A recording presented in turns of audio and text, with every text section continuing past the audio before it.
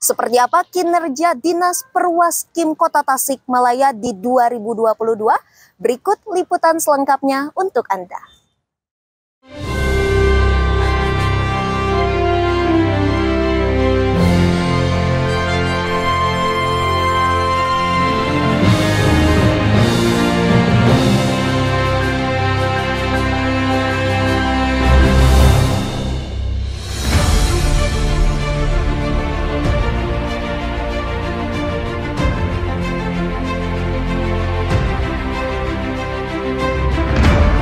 Assalamualaikum warahmatullahi wabarakatuh. Saya Nanan Sulaksana, Kepala Dinas Perumahan dan Kawasan Permukiman Kota Tasikmalaya. Tahun 2022 menjadi tahun yang penuh dengan tantangan karena masih dihadapkan pada penanganan COVID-19. Namun hal tersebut bukan menjadi alasan untuk tetap memaksimalkan kinerja terkhusus di semua bidang di Dinas Perwaskim Kota Tasikmalaya. Dinas Perwaskim Kota Tasikmalaya membidangi dua bidang, yaitu bidang perumahan dan bidang permukiman kumuh. Di bidang perumahan, kita terus memantapkan data-data perumahan yang ada di Kota Tasikmalaya dan terus berupaya agar setiap pengembang bisa melakukan serah terima prasarana, sarana, dan utilitas umum atau disingkat dengan PSU kepada pemerintah Kota Tasikmalaya.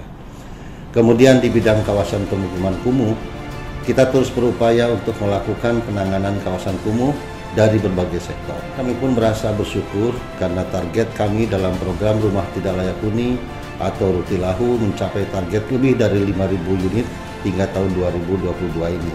Secara tugas pokok dan fungsi, Sekretariat di Dinas Perumahan Rakyat dan Kawasan Permukiman adalah menyiapkan fasilitas bagi bidang-bidang terkait bidang perumahan maupun bidang kawasan permukiman kumuh.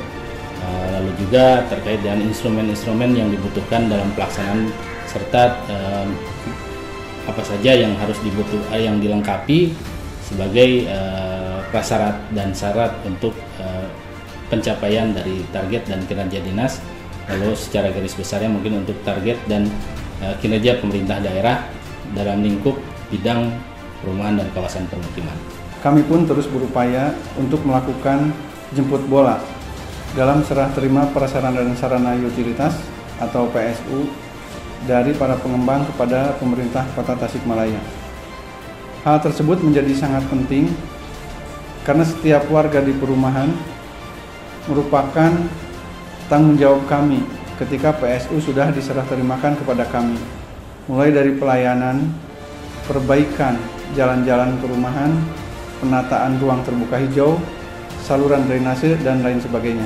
Kami pun terus melakukan sosialisasi kepada para pengembang, pemangku kepentingan untuk bekerja sama dengan kami melakukan serah terima PSU seperti yang baru-baru ini kami lakukan, di mana kami mengundang lebih dari 100 pengembang untuk disosialisasikan sekaligus diberi bimbingan teknis pengajuan bantuan PSU perumahan.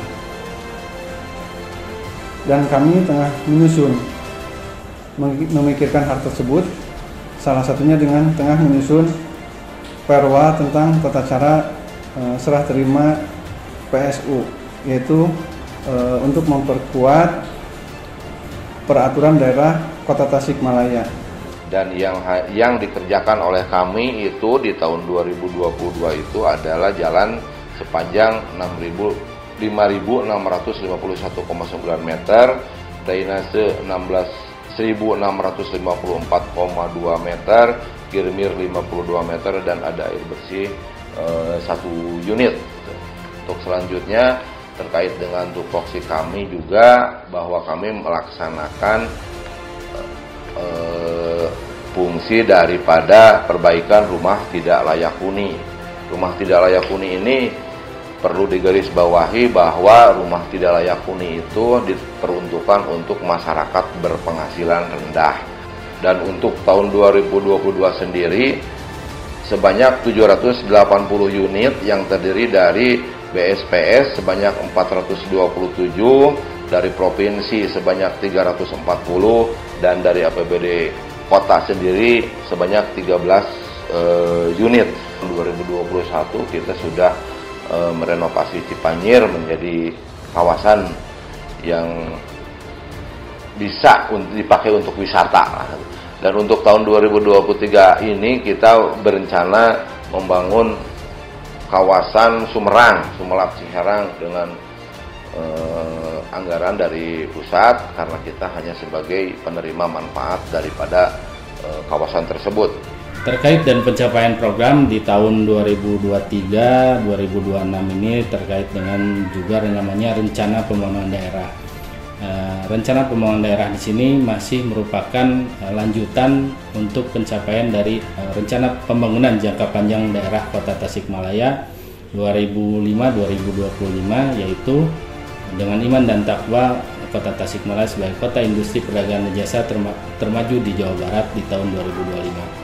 Nah, ini kita masih berupaya untuk mencapai tujuan tersebut, karena di sini kita masih terkait dengan adanya masalah-masalah kemiskinan, lalu masalah stunting, lalu juga masalah persampahan. Ini menjadi IKU di tahun 2023 sampai dengan tahun 2026. Itulah capaian kami Dinas Perwaskim Kota Tasikmalaya selama tahun 2022 ini.